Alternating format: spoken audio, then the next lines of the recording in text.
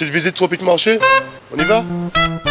Alors on a le rayon jus, avec les sirops, tout ce qui suit. On a des ignames blanc, igname France, igname jaune, avocat, patates douces, des cives, persil, bananes, christophine, riz, haricots, la pâtisserie, le poisson, le lambi, attention. Et les boudins, les acras. On va prendre un peu des épices. Boisdaine, sauce chien, graines à roussir, colombo, pâte à colombo, sauce colombo et tous nos fameux piments aussi. Des vrais piments.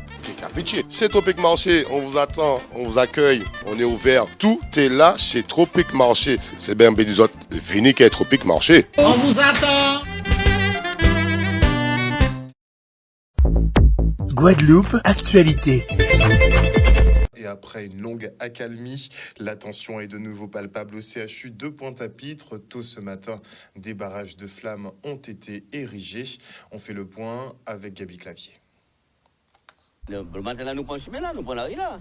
Parce qu'on a rappelé qu'on fait pas pendant un demi, que nous avons débattre, que nous avons discuter, que nous avons marché, que nous avons négocier, que nous avons dit, oh, il y a que nous avons fait des soignants. Et assurer donc on continue de soigner en Guadeloupe, mais surtout réintégrer, payer, indemniser les gens qui suspendent abusivement, qui suspendent mal proprement. Des gens qui choisissent un métier, des gens qui ne font pas de faute, des gens qui ont une seule faute qu'ils font, c'est qu'ils respectent le corps, qu'ils respectent l'esprit, qu'ils respectent la liberté. D'autant que tout le monde sait aujourd'hui que le vaccin n'a pas servir à rien, il ne peut pas protéger, il ne peut pas empêcher le Covid. Et en plus de ça, qui vous vaccinez, qui vous vaccinez dans le même schéma là. Okay? Basta, peu importe le nombre, les camarades qui restent toujours mobilisés, nous organiser piquer en nous continuer dans l'île là tout simplement, hein, nous pas baisser les bras. Pour nous dire nous pas qu'à la guerre. J'en ai 15 mois nous dans une situation comme ça. Donc nous payons la rien jusqu'à temps nous gagner combat là. Les agriculteurs du Nord-Grande-Terre opposés à l'implantation d'éoliennes à Port-Louis se sont mobilisés ce matin au département. Ces exploitants dénoncent l'inaction de la collectivité propriétaire du foncier en question qu'elle a décidé de céder à Total. Regardez. Je dois là, nous quand nous devant le département pour nous résoudre ce problème-là, parce que pourquoi encore? Nous avons envoyé pas mal de courriers baillots par recommander et par voie du CV avocat en nous, des messages aussi, des appels, pour nous pas nous pour retour. Alors, à travers de ça, nous disons là, c'est trop, nous bouger des sons, rencontrer M. Guy Losbao. Malheureusement, nous arrivons au département aujourd'hui là, mais il hors du département, mais quand même ça, il recevra nous, déjà ça recevra nous. Nous, si un point très clair aujourd'hui à niveau là, ça nous avons trouvé que ces messieurs pas qu'à maîtriser le dossier à eux, tous les arguments nous avons menés, tous les documents nous avons menés, nous avons fait nous comprendre qu'ils sont pas au courant. Et or, on est des techniciens qui en chargé à les fonciers, on est des comment dirais-je, des gens qui sont chargés pour occuper de ces fonciers là, ça, il n'y a pas qu'à faire travail là qu'il faut là. Et justement, nous avons eu des arguments, nous avons eu des documents, ils même étonné à ces bêtises là ça. Et or, nous avons fait plusieurs réunions avec M. Mornal qui est en charge de l'agriculture au département. Apparemment, il n'y a pas tous ces infos là que nous avons là. Alors nous aujourd'hui là, nous avons trouvé que nous avons un gros problème à niveau là ça. Et nous demandons pas qu'à sortir de ici tant qu'il n'y a pas bon un document signé pour nous rencontrer M. Guy Losbao et vers problème foncier, c'est des 100 hectares que nous avons rencontrés. Tant qu'il n'y a pas bon nous ça, nous pas qu'à sortir la route là. Il a dit que nous avons un crime foncier, un crime social qui est en train de faire en Guadeloupe. Heureusement, la population a décidé de bouger. Et 2023, là, ça, nous avons souhaité que nous puissions bouger pendant toute l'année là. Aujourd'hui, nous avons constaté que le conseil départemental, loin d'aider la population là à régulariser la situation, ils ont passé à un exercice de pli illégal, a dit que ils ont jouir, ils ont possédé 100 hectares de terrain par prescription trentenaire, par Lucie Capion. Ça veut dire que c'est une collectivité qui, normalement, doit permettre à ces agriculteurs travaillent. Aujourd'hui, ils ont passé derrière ces agriculteurs-là et ils ont dit comme ça qu'ils étaient possesseurs à 100 hectares de terrain. Ils n'ont pas acheté, ils n'ont pas baillé, mais ils ont dit que par Lucie Capion, par prescription. Aujourd'hui, ces messieurs incapables de comprendre ça qui est marqué dans le document, qu'ils ont même payé un notaire pour qu'ils aient pu faire. Et aujourd'hui, nous avons l'impression qu'ils ont découvert. Ils ont découvert supercherie là. Ils ont découvert qu'ils ont doubout. Et qu'ils ont découvert qu'ils ont propriétaire à Dadou. Malheureusement pour eux, 5 terrains ça, ils n'ont jamais été à disposition. À total, en société et Dadou pour y mettre éolienne. Aujourd'hui, nous avons dit que nous ne pouvons pas laisser ça passer. Un reportage signé Olivier Félix. La zone unique de prise en charge des passagers du port autonome va-t-elle disparaître? Le dispositif mis en place par décision préfectorale n'aurait pas lieu d'être selon les VTC qui intentent une action en justice. Ce matin, le tribunal administratif se penchait sur la validité de cet arrêté qui semble instaurer une concurrence déloyale. Regardez. Nous, on veut travailler et pour cela, il faut que chacun soit dans le cadre de sa réglementation, que chacun respecte sa réglementation. Et à un moment donné, les représentants au niveau administratif en Guadeloupe, que sont le CTIG, que sont le Grand Port de Guadeloupe, l'État par la préfecture et la sous-préfecture, sont les garants quelque part de cette réglementation. Donc nous faisons appel à eux pour qu'ils puissent reconsidérer leur position et se rendre compte qu'à un moment donné, ils ne peuvent pas leurrer une profession ou deux professions au détriment d'une seule. Aujourd'hui devant le tribunal administratif de la Guadeloupe pour demander la suspension de cet arrêté litigieux du 31 octobre 2022 portant organisation des modalités de prise en charge des croisiéristes sur le port maritime de Guadeloupe. J'ai trouvé effectivement que le juge a été très réceptif, qu'il a compris la problématique. Nous avons pu nous en rendre compte, notamment lorsqu'il a pu poser des questions à la fin de l'audience, des questions réfléchies, des questions auxquelles il avait travaillé et nous avons pu lui apporter des réponses. Et ça a été, à mon avis, une audience constructive dont nous espérons obtenir gain de cause, notamment la suspension de cet arrêté de litigieux. Les règles ne sont absolument pas respectées. La première chose là-bas, c'est la ZUPC qui pose problème. Zone unique de prise en charge, on l'a assez martelé. Cette zone unique de prise en charge n'a aucune raison d'exister. Pourquoi? Parce que le préfet, pour la créer, s'est posé une question, à savoir, est-ce qu'il y a assez de taxis à Pointe-à-Pitre pour répondre à l'offre des croisiéristes il s'est posé la mauvaise question dès le départ. Parce que dès le départ, il aurait dû se demander, est-ce qu'il y a assez de transports? Et il se sont rendu compte qu'il y a les VTC, qu'il y a les lotis qui ont une licence qui est distribuée qui est donnée par la DIAL, c'est un examen qui passe. Et il y a également les taxis qui ont la double casquette. Ça veut dire que le taxi, quand il a sa licence, avec une simple demande à la DIAL, il peut exercer en tant que loti en activité secondaire. Donc ça veut dire quoi? Ça veut dire que si demain le tribunal fait valoir la loi et suspend cet arrêté du 31 octobre 2022, mais la croisière en Guadeloupe ne va pas s'arrêter, contrairement à ce que les gens peuvent croire. Il n'y aura pas de problème dans l'économie de la Guadeloupe. Pourquoi? Parce que et les VTC, parce que c'est notre réglementation, et les lotis, parce que c'est notre réglementation, et les taxis, parce qu'ils ont la double casquette taxi-loti,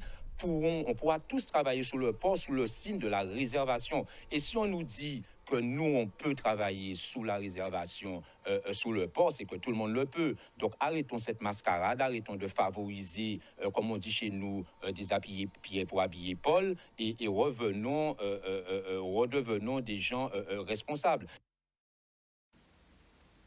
Et maintenant, je reçois Florence Dorsil, fondatrice de Tandem Office. Bonsoir. Bonsoir. Donc, bientôt, vous participerez et organiserez la Web Table sur le SAS et le no-code. Est-ce que vous pouvez nous expliquer? Il s'agit des SaaS. Donc, les SaaS, c'est des logiciels en ligne, donc Software as a Service en anglais. Donc, Software as a Service. Exactement, okay. Qui sont des logiciels en ligne par abonnement, tout simplement. C'est juste ça. Ah, d'accord. Donc, si on veut son logiciel de gestion, exactement. On peut le prendre en ligne. Exactement. Et vous l'utilisez dans le cloud. Et comme les solutions no-code qui existent, qui sont effectivement des solutions en ligne et disponibles pour pouvoir créer les outils qu'on veut créer au quotidien. Mais comment on distingue le SaaS du no-code? Alors, les SaaS, c'est des logiciels qui sont déjà paramétrés comme les logiciels de gestion, de facturation, de CRM, etc. Et avec le no-code, en fait, on va faire ce dont on a besoin. Et en fait, on va moduler les solutions pour faire ce qui nous convient et on va créer ces logiciels. Donc, c'est ce qu'on va voir pendant 2 jours. On a préféré faire un événement plutôt que d'allier que de la conférence. On a préféré mixer un peu des ateliers, des conférences pour permettre aux gens aussi de prendre en main, de découvrir ces technologies, mais également de les prendre en main. C'est spécialement dédié aux TPE-PME, justement. Bon, le tissu économique guadeloupéen, on sait qu'il est constitué principalement de ce type d'entreprise. Donc, une seule personne, a priori, qui gère à peu près tout. Et donc, ce serait des solutions pour eux, justement, pour avoir une meilleure gestion. Exactement. Donc en fait, aujourd'hui, on s'adresse aux TPE, PME, on s'adresse également aux entreprises, aux associations, aux PME et même aux grands groupes qui commencent à intégrer ce genre de technologie dans leur organisation, justement pour permettre aux équipes d'être plus efficientes et d'aller plus loin, plus rapidement. Donc, nous tout seuls, on peut gérer une entreprise de A à Z. Exactement. Et c'est ce qu'on va voir. Et il faut beaucoup de compétences en informatique pour ça ou pas? Eh bien, justement, non. C'est là où la subtilité du no-code vient justement être l'allié des entrepreneurs, des entreprises aujourd'hui. C'est qu'on n'a pas besoin d'avoir de très grandes compétences en informatique pour utiliser ces technologies. S'agissant des SaaS qui sont déjà paramétrés pour être fonctionnels, et s'agissant du no-code, où on va avoir des technologies qui vont nous permettre de faire de la création, en fait. Après, il faut peut-être juste être un petit peu curieux, avoir envie de s'y intéresser. Mais effectivement, c'est des choses que tout le monde peut prendre en main. Et c'est justement pour ça qu'on a mis en place des ateliers pour les rendre accessibles et permettre à tout le monde de tester. Même si j'ai des bases simples. Même si vous avez des bases. Le b.a.-ba. Exactement. Ce que le b.a.-ba. Tout à fait. Intéressant. Et en termes tarifaires, on ne va pas donner de tarifs, mais est-ce que c'est très coûteux, ce genre de solution, ou c'est abordable? Alors, ça dépend des solutions. Il y a beaucoup de solutions qui proposent ce qu'on appelle des freemium, c'est-à-dire des périodes d'abonnement très courtes avec de la gratuité. Vous allez trouver des solutions avec 14 jours d'essai gratuit, 30 jours d'essai gratuit. Vous allez également trouver des solutions qui proposent des offres gratuites, mais avec une utilisation très restreinte. Mais généralement, oui, c'est coûteux. Après, ce que j'aime bien dire, c'est que ces solutions-là, ça coûte toujours moins cher qu'une mauvaise organisation en interne. Et ça coûtera moins cher, effectivement, que d'embaucher. Exactement. Est-ce que les IA ne vont pas révolutionner encore plus, justement, la gestion d'entreprise? Eh bien, je pense que ça va venir se coupler à tout ce qui existe déjà et permettre justement d'avoir des... Aujourd'hui, vous avez des solutions de gestion, par exemple, tout ce qui concerne la gestion de facturation, la gestion d'entreprise, où vous avez déjà de l'IA qui vous permet... automatisé. En fait, voilà, qui s'est déjà automatisé et qui vous permet d'aller plus rapidement. Aujourd'hui, il y a des solutions qui existent qui savent que cette facture-là, c'est votre facture qui doit être catégorisée dans telle chose. Et vous éduquez le logiciel une fois et à l'avenir, il sait comment se comporter. Et en fait, ça réduit également toutes les inquiétudes liées au stress de mal faire des entreprises qui savent aujourd'hui qu'un logiciel va fonctionner de façon efficiente, en fait, avec un faible taux d'erreur en ce qui concerne l'IA. Donc pour la mise en place, pour l'utilisation, c'est simple, mais il faut quand même avoir dans son carnet de contact un bon informaticien. Non, parce qu'en fait, les solutions sont déjà paramétrées, c'est transparent pour le professionnel. Donc il n'a qu'à rentrer ses données. Exactement. Parfois, ils ne savent même pas que les solutions qu'ils utilisent sont dotées d'IA. Donc l'idée, c'est vraiment de les accompagner sur la prise en main ou parfois sur le choix du logiciel en question. Les logiciels ne se valent pas. Exactement, c'est ça. Tous les logiciels ne se valent pas. Ça dépend que vous soyez entrepreneur, vous n'aurez pas les mêmes besoins qu'une TPE-PME, qui n'aura pas les mêmes besoins qu'une association, qui n'aura pas les mêmes besoins qu'un grand groupe. Donc non, toutes les solutions ne se valent pas, même si elles sont dans le même, on va dire, secteur, par exemple. Donc il y a un programme quand même qui est bien garni pour le 1er et 2 février. C'est un peu un langage extraterrestre, on va dire, hein, pour certains. Pitch Deck, Future of Work, avec Philippe Pinault, par exemple. Qu'est-ce que c'est un pitch deck? Alors Philippe Pinault, c'est le fondateur d'une solution qui s'appelle Talk Spirit de gestion interne, donc qui nous fera l'honneur d'être présent pour cet événement.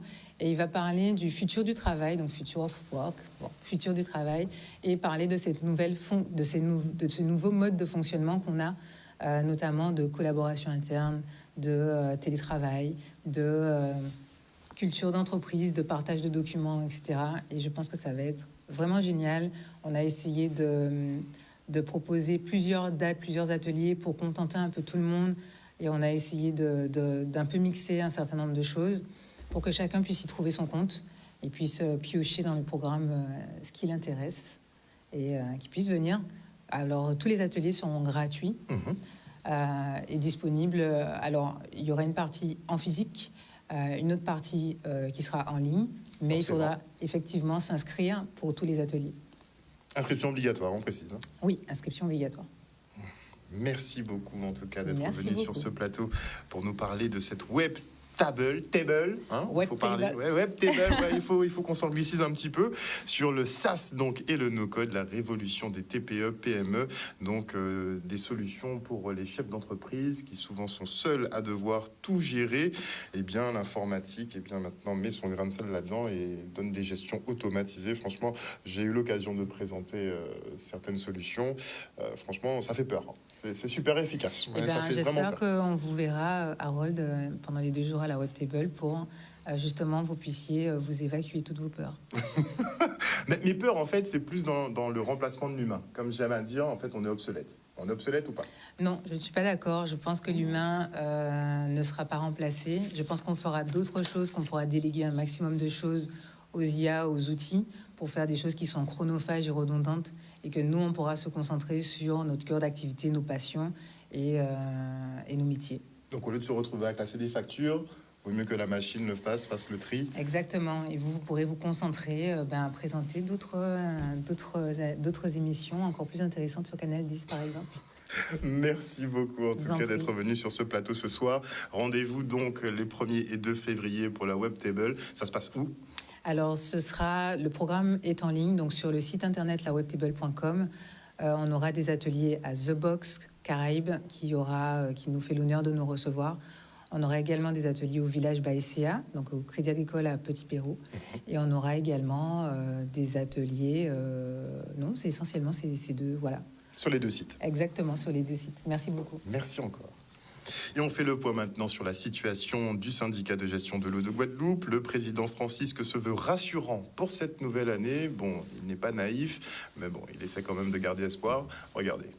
Il était important pour nous, dans le cadre de cette conférence de presse, de revenir sur des opérations déjà réalisées en 2022. Donc 2022 a pour nous été le démarrage de notre facturation.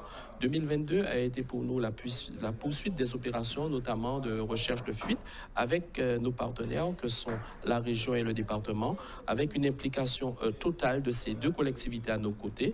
Nous avons bien pu constater que durant et après la tempête Fiona, que des opérations ont été portées avec eux, notamment la réparation du FIDER Bélocado porté par la région Guadeloupe. Et s'agissant de Petit Canal, nous avons pu bien voir la dernière fois la livraison de l'usine de Belin qui est programmée et sur laquelle cette opération avait été portée par le département de la Guadeloupe. Pour 2023, oui, nous avons une certaine satisfaction dans la mesure où le programme d'investissement prévu pour 2023 s'élève à près de 50 millions. Je rappelle qu'en 2021 et en 2022, nous n'en avons pas pu faire autant. En 2022, nous avons pu réaliser seulement 7 millions d'euros d'investissement et c'est la raison pour laquelle sur 2023, nous allons pouvoir accentuer les opérations. Nous allons être aux côtés de nos équipes techniques pour leur permettre aussi, dans le cadre de ces opérations de fonctionnement au quotidien, qu'ils puissent aussi porter des réponses à cette population. Donc nous disons à la population, oui, qu'il y a de bon espoir. Nous savons qu'elle continue à souffrir dans certaines zones. Des réponses doivent être portées, notamment dans des communes qui subissent encore les différents tours d'eau, mais avec la participation de tous, avec l'accompagnement que nous avons des partenaires, nous devons pouvoir porter une réponse à la Guadeloupe et permettre à ce que cette question qui n'a pas été résolue depuis 40 ans puisse pouvoir trouver une réponse. Alors qu'on nous laisse travailler, qu'on nous accompagne, tous ceux et toutes celles qui le veulent, et toutes celles qui à un moment donné auraient pu aussi travailler pour la Guadeloupe qui ne l'ont pas fait, qui nous laissent travailler en paix. La Guadeloupe a besoin de paix, de sérénité, d'action. Alors j'espère que l'année 2023 nous permettra d'atteindre nos objectifs. L'IEDOM, elle présente les chiffres du surendettement et les Guadeloupéens sont 2 fois moins endettés que la moyenne au niveau national et la tendance à creuser ses finances en plus n'est pas à la hausse. Visiblement, on arrive à équilibrer un petit peu. Après, les temps sont durs aussi, il faut le dire. Le reportage.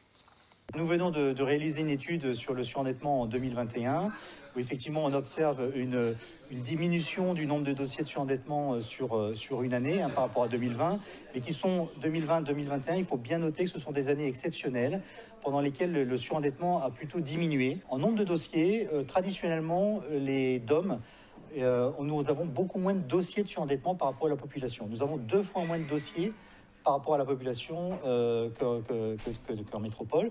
Donc nous avons en moyenne 350 dossiers, on va dire, depuis 10 ans en Guadeloupe. Si nous étions en métropole, nous en aurions le double. On est principalement donc, sur des femmes, donc à 70%, on est sur des femmes, tout âge compris, avec à quasiment 35% des familles monoparentales. Donc ce sont beaucoup des femmes seules ou avec enfants, donc à charge. Et au global, elles ont... que ce soit des femmes ou même des hommes, hein, tout profil confondu, ce sont souvent des personnes qui sont isolées, qui n'ont pas beaucoup de revenus finalement, donc c'est moins de 1600 et quelques euros, donc c'est pas rien. Et donc derrière, une capacité de remboursement qui est beaucoup plus réduite pour rembourser tous les prêts, les dettes de charges courantes. C'est un peu plus compliqué pour ces personnes-là, donc c'est pour ça qu'elles viennent chez nous, elles déposent des dossiers de surendettement pour répondre à ces difficultés. En 2022, on a une très forte augmentation du nombre de dossiers de surendettement, puisqu'on bat le record historique. On n'a jamais eu autant de dossiers. On est presque à 500 dossiers. On est un petit peu inférieur à 500 dossiers.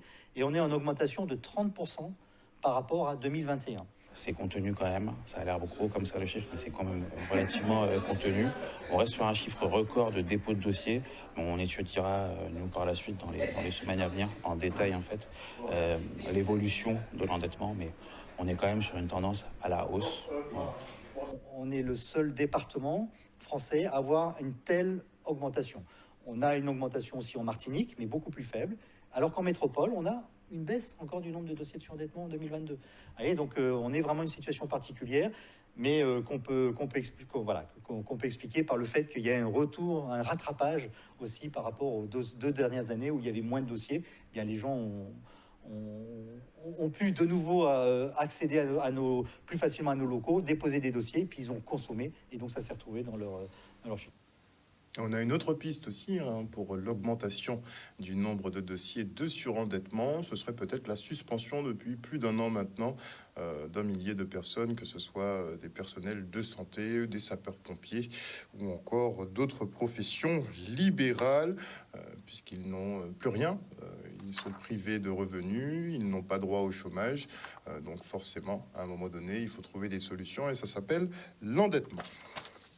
Et on enchaîne avec cette journée de sensibilisation à l'école mixte 2 de Petit-Bourg, au programme des activités autour du handicap et des troubles de l'apprentissage. Regardez. Nous avons profité de la journée internationale de l'éducation afin de mettre en place une action à la fois sur l'handicap et également sur les troubles de l'éducation, comme la dyslexie, l'autisme et différents troubles. Je suis maman d'un enfant en situation de handicap. Et donc, on a profité de cette journée pédagogique sur l'éducation pour pouvoir sensibiliser toute l'école sur les types de handicap. Donc, que ce soit physique, psychique, invisible. Voilà, donc les enfants, ils partent avec de grandes connaissances aujourd'hui et ils se mettront à la place des différents types de handicap tout au long de la journée. Nous sommes une école lycéenne. Nous avons souvent des actions inclusives. À l'intérieur même de cette école, nous disposons d'une classe de déficients auditifs. Donc, et oui, les enfants sont sensibilisés aux différents handicaps. Mais en fait, c'est bien, on s'amuse, on rigole un petit peu et on se met dans la peau des handicapés. On comprend que nous sommes tous différents et qu'il faut être tolérant envers les autres. On ne sait pas qui est en face de nous, donc c'est vraiment apprendre la tolérance, ne pas avoir peur de la différence. Et pouvoir accepter chaque personne comme elle est. Comment ça se passe à l'école? Des fois, qu'est-ce qui se passe? Jonathan, il vient te récupérer, c'est ça? Jonathan, il vient te récupérer, il t'emmène où? Il m'emmène chez le kiné. Il t'emmène où encore? Chez l'orthophonie. Chez l'orthophonie. Et qui c'est encore? La psychomotricienne aussi? Morgane? Ouais. Ouais, d'accord. Ben, pour la chaise roulante, c'est dur, mais peut-être que les personnes qui sont handicapées, comme elles sont handicapées, elles s'habituent plus alors. Sinon, c'était dur, mais c'était bien, j'ai bien aimé. Alors, l'objectif, c'est à la fois sensibiliser les enfants à handicap, construire une école plus inclusive et plus tolérante. Ben, je leur donne tout mon courage et que même si on est handicapé, ça ne veut pas dire qu'on est qu'on n'est pas des gens normaux. Alors, je leur donne tout mon courage. Outremernews.fr, le site de l'actualité Outre-mer, 24 heures sur 24 et 7 jours sur 7. Retrouvez la chaîne Outremer News sur YouTube.